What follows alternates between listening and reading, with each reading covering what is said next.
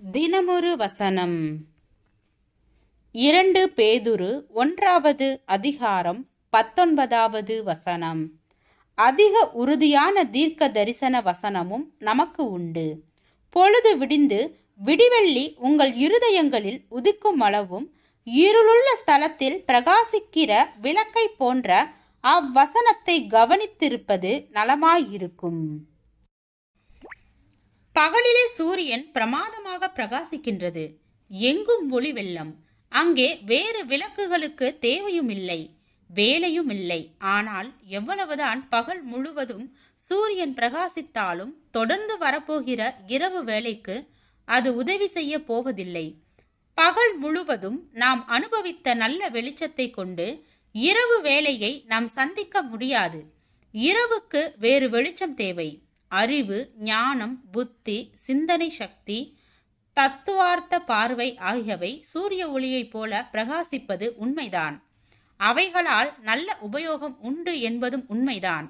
ஆனால் மனித வாழ்வின் இரவு பகுதிகளுக்கு அவைகள் போதிய உதவி செய்யாது. பாவம் என்னும் இருள் மனித வாழ்வை இருளாக்குகின்றது. பலவித சோதனைகளும் இழப்புகளும் ஏமாற்றங்களும் தோல்விகளும் நஷ்டங்களும் மனித வாழ்வை இருட்டாகி விடுகின்றன. அவ்விதமான இருளின் நடுவில் நாம் நடக்க வேண்டிய பாதையை கண்டறிய அறிவோ ஞானமோ புத்தியோ தத்துவமோ உதவி செய்யாது. அந்த இருளை கடந்து செல்வதற்கு தேவனுடைய வார்த்தைகளாகிய விளக்குகள் தேவை. அவை வேதாகமத்தில் அச்சிடப்பட்டுள்ள வார்த்தைகள் அல்ல. அது தேவன் நம்முடைய உள்ளத்திற்குள் வந்து நமக்குள் பேசுகின்ற அவருடைய வார்த்தைகள். வேதாகம வார்த்தைகள் ஆயினும் அந்த வார்த்தைகள் தேவ உறவினால் உயிரூட்டப்பட்டு நமக்குள் தொனிக்க வேண்டும். அந்த வார்த்தைகளின் வெளிச்சத்தில் இருள் போன்ற வாழ்க்கை பகுதிகளில் நாம் நடக்க வேண்டிய பாதையை அறிய முடியும்.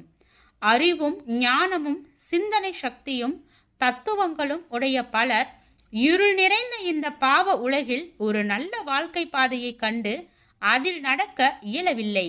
சோதனைகளின் நடுவிலும் நெருக்கடிகளின் நடுவிலும் நம்பிக்கை பெற்று அவர்களால் அமைதியோடு வாழ இயலவில்லை.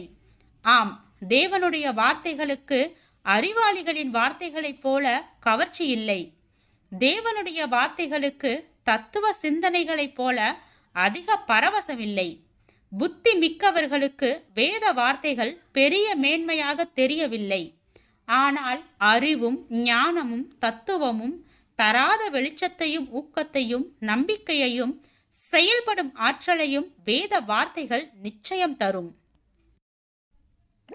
ஜெபம். தேவனுக்கு ஸ்தோத்திரம். தேவனே, நாங்கள் எங்களுடைய வாழ்க்கையில் தேவ ஐக்கியத்தில் நிலைத்து இருப்பவராகவும் விசுவாசத்தில் உண்மையுள்ளவராகவும் சரியான வழியில் நடப்பவர்களாகவும் வேதத்தை பின்பற்றுபவர்களாகவும் வாழ கிருபை பாராட்டும்.